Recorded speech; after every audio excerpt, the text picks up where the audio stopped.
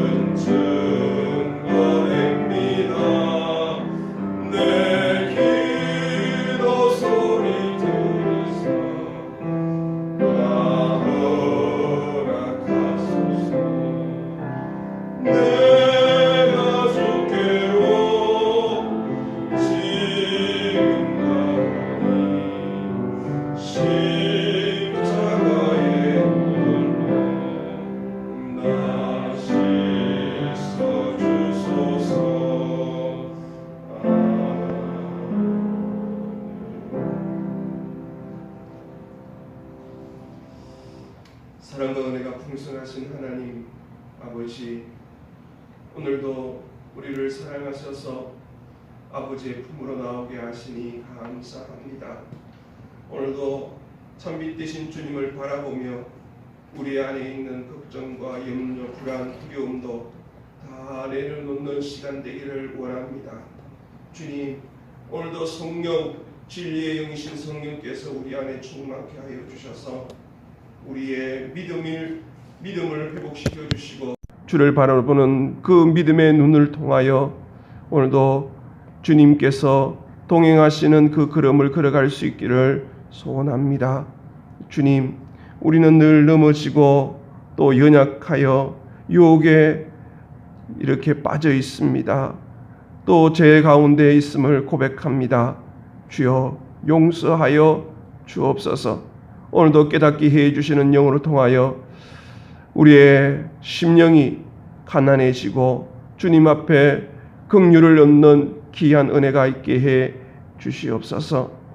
힘든 시기에 주님께서 동행해 주시고 주님이 함께 해 주심으로 우리의 삶이 주님의 선하시고 기뻐하시는 뜻을 쫓아 살아갈 수 있도록 도와주시옵소서. 참 빛으로 이 땅에 오신 주님, 빛의 자녀로 삼아주신 그 은혜를 기억하며 오늘도 빛 되신 주님을 동행하며 살아갈 수 있도록 우리 심령 위에 은혜를 더하여 주시고 말씀이 우리 안에 역사할 수 있도록 도와주시옵소서. 주님, 날로 늘어나는 모든 상황 속에서도 주님 은혜를 주시고 환경과 여건에 주눅들지 않게 하여 주시고 믿음으로 주님 앞에 더 가까이 갈 수 있는 복된 성도들 다 되게 해 주시옵소서. 주님, 어렵고 힘든 모든 가운데서도 주님께서 안보하시고 이끄심을 믿고 나아가는 주의 백성들 다 되게 해 주셔서 흔들리지 않게 하시고 강하고 담대하게 오늘 하루 믿음으로 승리할 수 있도록 도와주시옵소서. 여러 가지 기도의 제목을 들고 나왔습니다. 주님, 우리를 불쌍히 여겨 주옵시며 우리의 기도가 주님께 상달되는 은혜도 있게 해 주시옵소서. 사랑하는 교우들을 지켜주시고 직장과 기업을 주님 복되게 해 주시옵소서. 질병으로 고통 중에 있는 성도들이 있습니다. 그 가운데서도 주님을 만나게 해 주시고 믿음이 흔들리지 않도록 늘 붙들어 주시옵소서. 관계가 깨어진 성도들에게는 관계가 회복되어지게 하여 주옵시고 경제적으로 어려운 성도들에게 주님 은혜를 더하여 주셔서 그 모든 어려움 가운데서 주님이 위로하시고 힘주심으로 일어서도록 도와주시옵소서. 오늘 이제 말씀 앞에 씁니다. 주님께서 우리에게 은혜를 더하여 주셔서 깨닫는 시간 되게 해 주옵소서. 예수님의 이름으로 기도합니다. 아멘. 오늘 우리에게 주시는 하나님의 말씀은 사도행전 11장입니다. 사도행전 11장 1절에서 18절 말씀. 사도행전 11장 1절에서 18절 말씀입니다. 신약성경 206면에 있습니다. 사도행전 11장 1절에서 18절 말씀을 우리 함께 봉독하겠습니다. 유대에 있는 사도들과 형제들이 이방인들도 하나님의 말씀을 받았다 함을 들었더니 베드로가 예루살렘에 올라갔을 때에 할례자들이 비난하여 이르되 내가 무할례자의 집에 들어가 함께 먹었다 하니 베드로가 그들에게 이 일을 차례로 설명하여 이르되 내가 욥바시에서 기도할 때에 황홀한 중에 환상을 보니 큰 보자기 같은 그릇이 내 귀에 매어 하늘로부터 내려 내 앞까지 드리워지거늘 이것을 주목하여 보니 땅에 네 발 가진 것과 들짐승과 기는 것과 공중에 나는 것들이 보이더라. 또 들으니 소리 있어 내게 이르되 베드로야 일어나 잡아 먹어라 하거늘 내가 이르되 주님 그럴 수 없나이다. 속되거나 깨끗하지 아니한 것은 결코 내 입에 들어간 일이 없나이다 하니 또 하늘로부터 두 번째 소리 있어 내게 이르되 하나님이 깨끗하게 하신 것을 네가 속되도 하지 말라 하더라. 이런 일이 3번 있은 후에 모든 것이 다시 하늘로 끌려 올라가더라. 마침 3사람이 내가 유숙한 집 앞에 서 있니 가이사랴에서 내게로 보낸 사람이라. 성령이 내게 명하사 아무 의심 말고 함께 가라 하시매 이 6 형제도 나와 함께 가서 그 사람의 집에 들어가니 그가 우리에게 말하기를 천사가 내 집에 서서 말하되 내가 사람을 욥바에 보내어 베드로라 하는 시몬을 청하라. 그가 너와 내 온 집이 구원받을 말씀을 내게 이르리라 함을 보았다 하거늘 내가 말을 시작할 때에 성령이 그들에게 임하시기를 처음 우리에게 하신 것과 같이 하는지라. 내가 주의 말씀에 요한은 물로 세례를 베풀었으나 너희는 성령으로 세례를 받으라 하신 것이 생각났더라. 그런즉 하나님이 우리가 주 예수 그리스도를 믿을 때에 주신 것과 같은 선물을 그들에게도 주셨으니 내가 누구이기에 하나님을 능히 막겠느냐 하더라. 그들이 이 말을 듣고 잠잠하여 하나님께 영광 돌려 이르되 그러면 하나님께서 이방인에게도 생명 얻는 회개를 주셨도다. 아멘. 할렐루야. 오늘도 하나님께서 예비하신 은혜와 축복이 우리 가운데 충만하기를 원합니다. 온라인으로 예배드리는 우리 성도들의 그 자리에도 하나님의 동일한 은혜가 있기를 간절히 원합니다.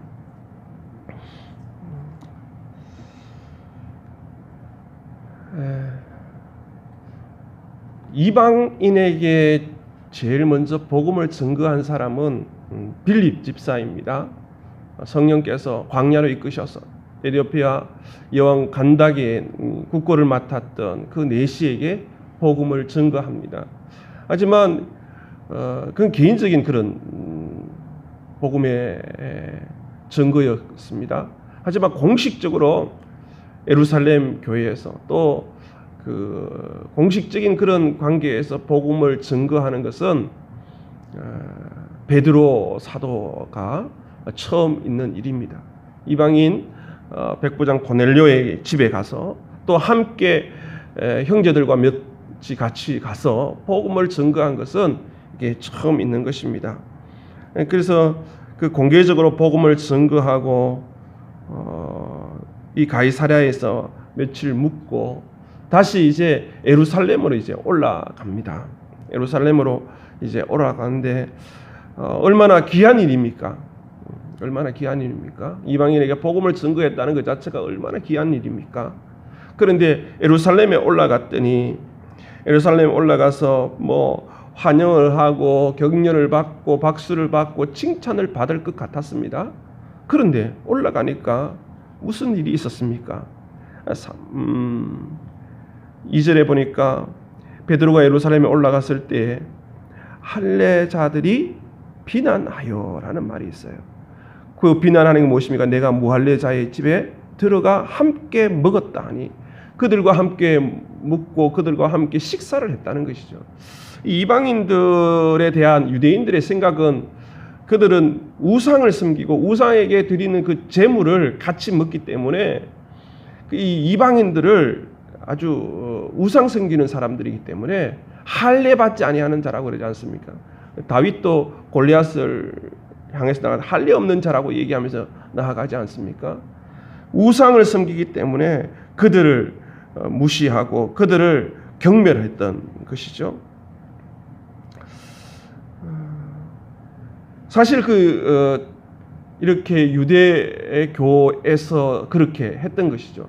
오랫동안 유대교의 습관과 또 그들의 규례를 쫓다 보니까 그들의 사고 속에 정착되고 또 고정되어 있던 생각들이 뭐냐 하면 이방인에 대한 생각들이죠. 그들은 부정하고 그들을 이렇게 동물 취급하듯이 그렇게 생각하는 것입니다. 그래서 그들과 함께 식사하는 것은 치욕스러운 일이고 부끄러운 일이라는 것이죠.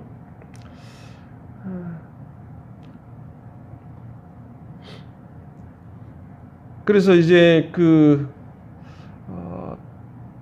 오순절 성령의 역사를 통해서 3,000명이 믿고 5,000명이 믿고 교회가 이제 시작되지 않습니까? 성령의 그렇게 충만한 역사가 시작되었을 때에 그들의 안에 있는 가치관이나 세계관이나 그들이 사고하는 그 모든 것들, 이 고정관념이 바뀌어지지 않는 거예요. 우리가 가끔 그런 느낄 때가 있잖아요. 성령 충만하십시오 하고 나서 집에 가서 내가 성령 충만한 삶을 살고 또 그렇게 결단하면서 살 때 주변이 인정을 안 해줄 때가 많아요. 나는 성령을 통해서 결단하고 의지적으로 변화하려고 애를 쓰고 수고하고 또 주님의 음성을 들으려고 하고 그런다고 해서 주변이 같이 변하는 건 아닌 것 같더라고요. 왜냐하면 지금까지 살아왔던 게 있잖아요. 과거에서 상처를 주기도 하고 과거에서 살면서 했던 말들도 있는데 갑자기 성령 받았다 해서 그 사람이 바뀌어졌는데도 불구하고 주변은 그걸 인정하고 싶지 않은 것이죠. 또 그것을 또 살아내야 되는 게 성령 충만한 삶을 살아가는 것이죠. 잘 이겨내는 것이죠. 사실은 이스라엘 사람들에게 선민의식이 있잖아요. 신명기 7장에 보면 성민이라고 제 이름이기도 한데 거룩한 백성이지 않습니까? 거룩한 백성의 의식이 있기 때문에 그들이 나름대로 어떻게 보면 우월감을 가지고 있는 것이죠. 사실 어떻습니까? 이스라엘 백성들을 택할 때 하나님은 그들을 똑똑해서 그들이 인구가 많아서 잘나서 그들을 택한 게 아니잖아요. 신명기에 보면 뭐라고 합니까? 많은 사람들 보다 적기 때문에 택했다는 거예요. 적기 때문에. 그래서 예수님도 이 땅에 오실 때 헤롯의 왕자로 오신 게 아니에요.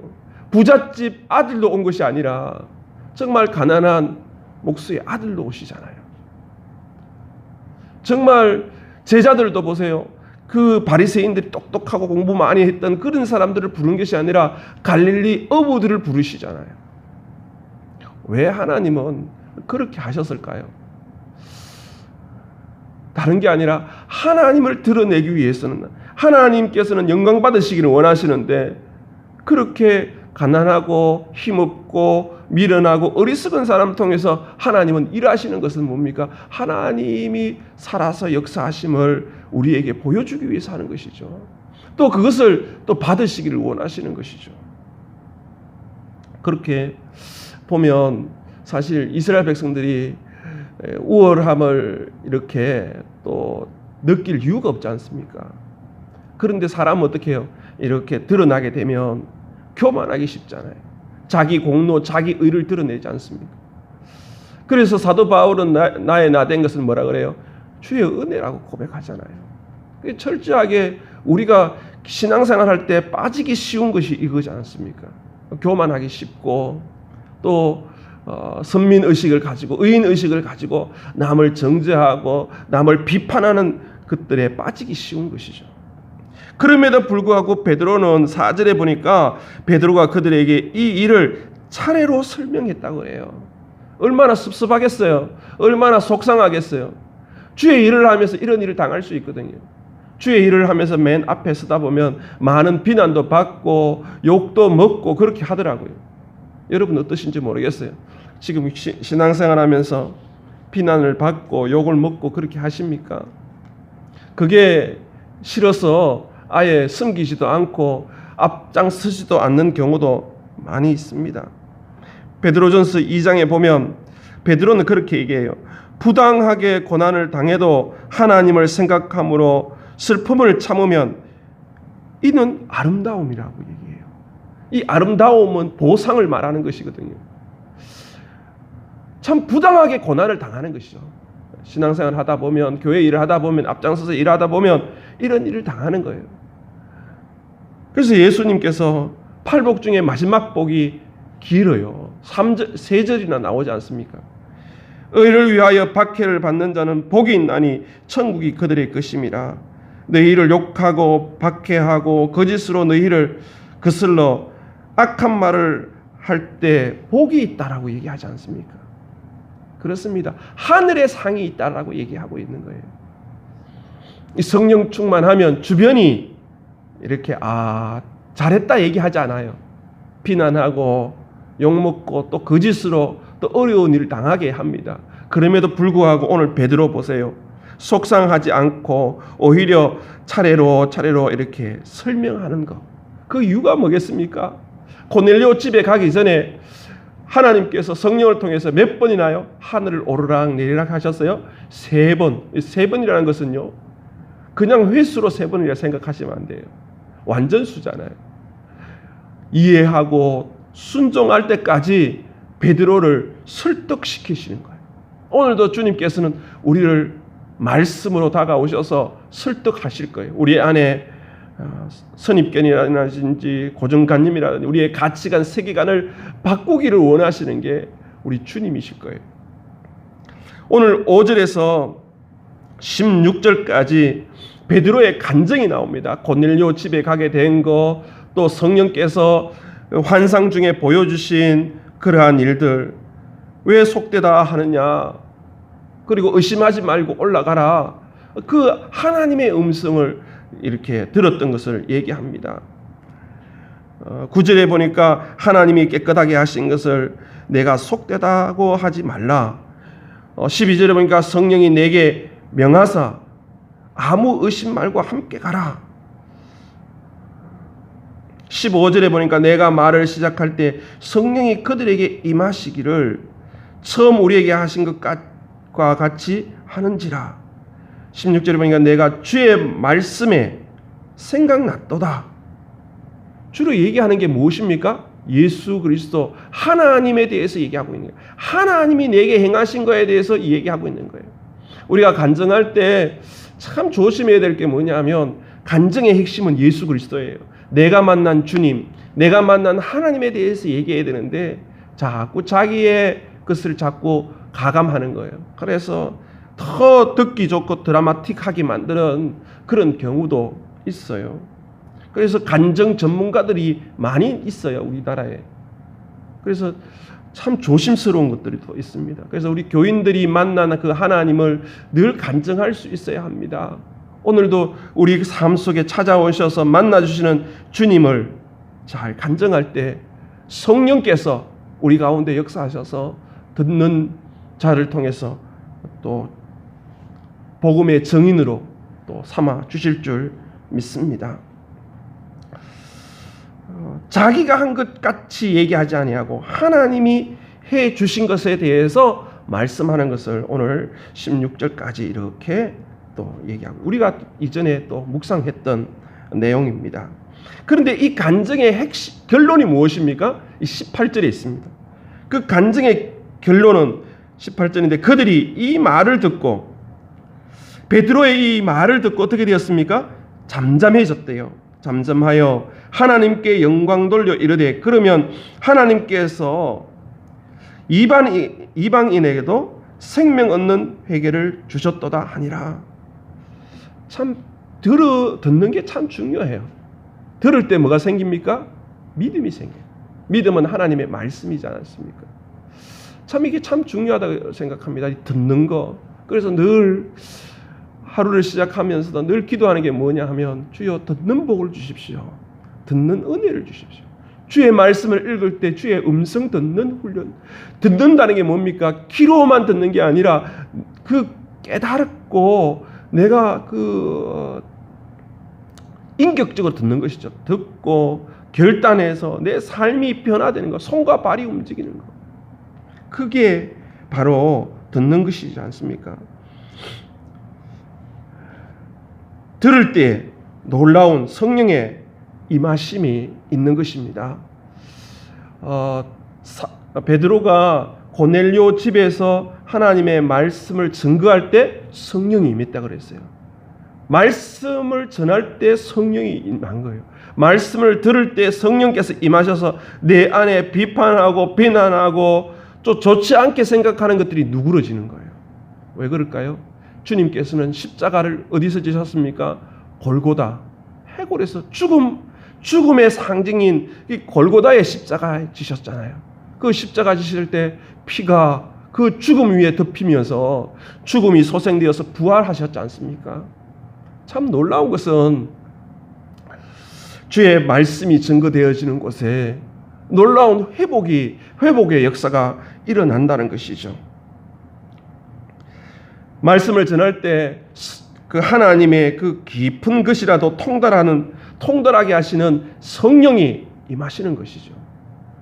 베드로가 그렇게 복음을 전했던 것들을 간증할 때에 그 자기를 비난했던 사람들이 자세히 한번 생각해 보세요. 유대교 사람들이 아니에요.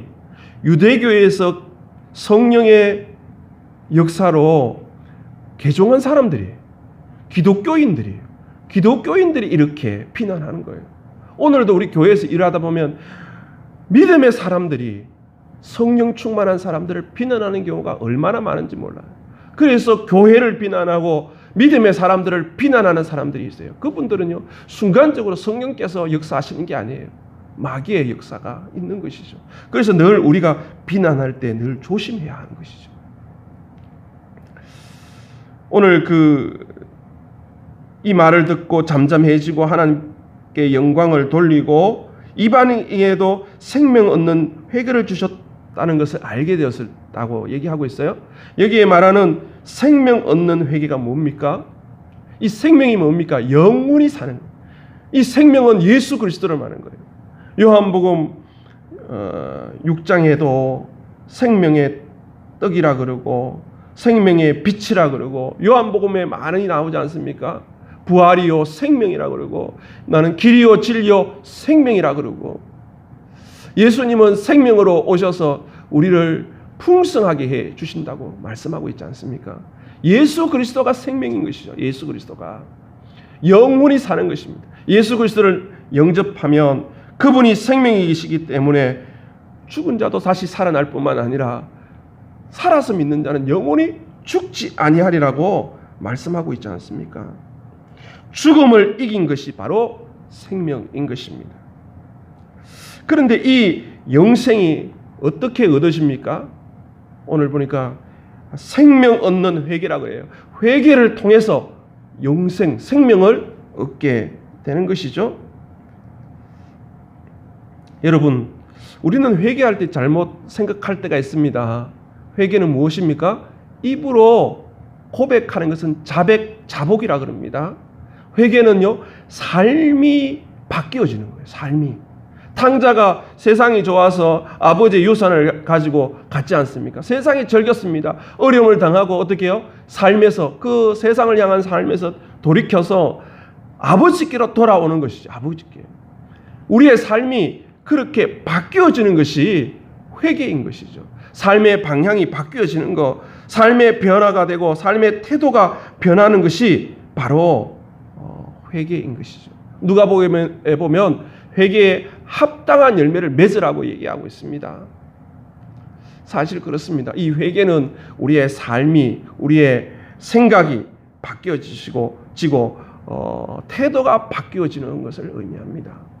우리나라에도 그 부흥의 역사를 보면 원산에서 부흥의 역사가 있었지 않습니까? 그리고 그 이후에 평양 장대인 교회에서 그 부흥의 역사가 있을 때 회개의 역사가 있었습니다.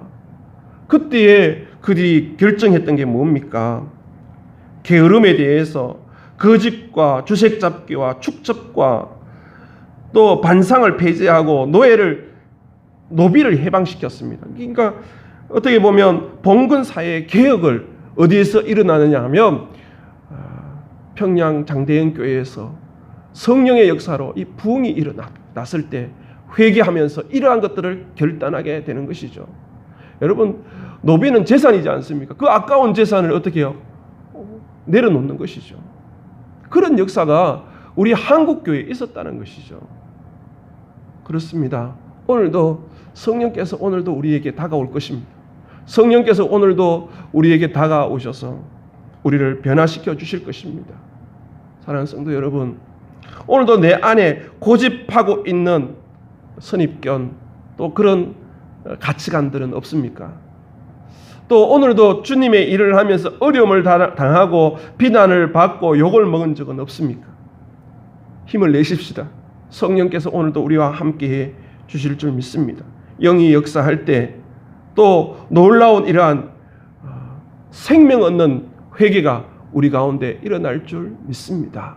저는 그렇게 기도합니다. 우리 강단 여러분도 많이 기도해 주시길 바랍니다. 이 강단에 생명의 말씀을 잘 증거할 수 있도록, 그래서 듣는 복을 달라고, 그리고 그 듣는 복을 통해서 회개하는 영혼들이 많이 늘어나게 해달라고, 우리 교회를 위해서 또 개인을 위해서도 우리 가정을 위해서도 그렇게 기도해야 할 줄 믿습니다. 오늘도 성령 충만하시길 바랍니다. 오늘도 예수님으로 충만하셔서 우리의 삶 속에 믿음으로 승리하는 귀한 은혜가 있기를 주의 이름으로 축원합니다. 기도하겠습니다. 하나님 아버지, 오늘도 말씀을 통해서 찾아오시니 감사합니다. 여전히 내 안에 있는 자아가 살아서 남을 비난하고 남을 헐뜯고 시기하는 내 모습 바라봅니다. 주여, 오늘도 성령께서 충만하셔서 내가 살지 않고 주님이 역사하고 주님이 주장하고 주님의 말씀이 생각나도록 역사하여 주시며 그리스도의 평강이 우리 안에 주장하게 해 주시옵소서. 주의 일을 할 때에 욕을 먹고 억울한 일 당하고 속상한 일 당할 때에도 주님 찾아오셔서 위로해 주시고 베드로처럼 정말 차례로 설명할 수 있는 마음도 허락하여 주시옵소서. 주님, 강단을 축복하시고 주님의 생명의 말씀을 증거할 수 있도록 은혜를 내려 주옵시며 듣는 성도들 또 전하는 자도 듣는 복을 주셔서 오늘도 하나님의 말씀을 들으며 회개하며 주님께서 주시는 그 영생의 복을 누릴 수 있도록 은혜 내려 주시옵소서. 주님, 우리의 삶 속에 주님 찾아오셔서 주인 되어 주시고 주님께서 앞장서 주시옵소서. 저 북한 동포들을 기억하여 주시고 은혜를 더하여 주시며 속히 말씀 위에 하나가 되고 복음 위에 하나가 되어서 함께 주님을 찬양하며 예배할 수 있도록 영광 돌릴 수 있도록 은혜 내려 주시옵소서. 오늘도 주님 함께해 주실 것을 믿습니다. 강하고 담대하게 오늘 하루 승리하게 해 주시옵소서. 예수님의 이름으로 기도합니다. 아멘. 하늘에 계신 우리 아버지, 아버지의 이름을 거룩하게 하시며 아버지의 나라가 오게 하시며 아버지의 뜻이 하늘에서와 같이 땅에서도 이루어지게 하소서. 오늘 우리에게 일용할 양식을 주시고 우리가 우리에게 잘못한 사람을 용서하여 준 것 같이 우리 죄를 용서하여 주시고 우리를 시험에 빠지지 않게 하시고 악에서 구하소서. 나라와 권능과 영광이 영원히 아버지의 것입니다. 아멘.